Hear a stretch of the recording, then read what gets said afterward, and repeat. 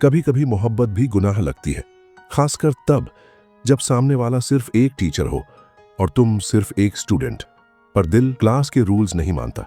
ये कहानी है सुनील की, जिसने मोहब्बत की रेशमा मैम से, पर बदले में मिली तन्हाई, जुदाई और एक ऐसा सच जो आज भी उसकी आंखों में जिंदा है।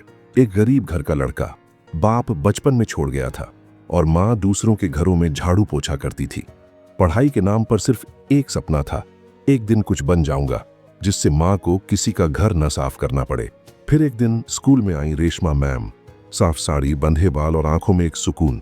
सुनील के लिए वो सिर्फ टीचर नहीं थी, वो थी पहली रोशनी, पहली उम्मीद और शायद पहली मोहब्बत।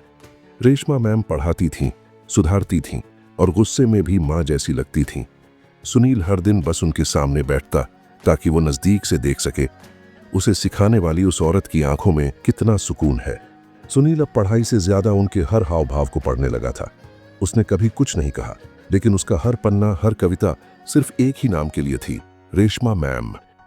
एक दिन स्कूल में खबर उड़ी, रेशमा मैम की शादी तय हो गई है।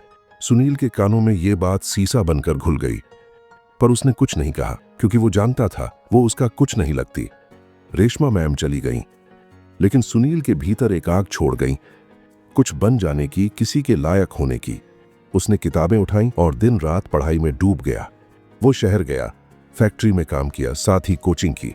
बिजली जाती तो स्ट्रीट लाइट के नीचे पड़ता, कभी भूखा रहता तो कभी सिर्फ पानी पीकर सो जाता, पर दिल में सिर्फ एक चेहरा था, रेशमा मैम। आखिरकार उसे एक मल्टीनेशनल कंपनी में जॉब मिल गई। फिर उसे यूएन में रिसर्चर बनने का ऑफर आया। सुनील अब कोई मामूली लड़का नहीं था, वो बन चुका था देश का हीरा। कई साल बाद सुनील वापस अपने स्कूल आया। अब वो वीआईपी था, हर कोई उसका फोटो ले रहा था, लेकिन उसकी नजरें किसी और को ढूंढ रही थीं।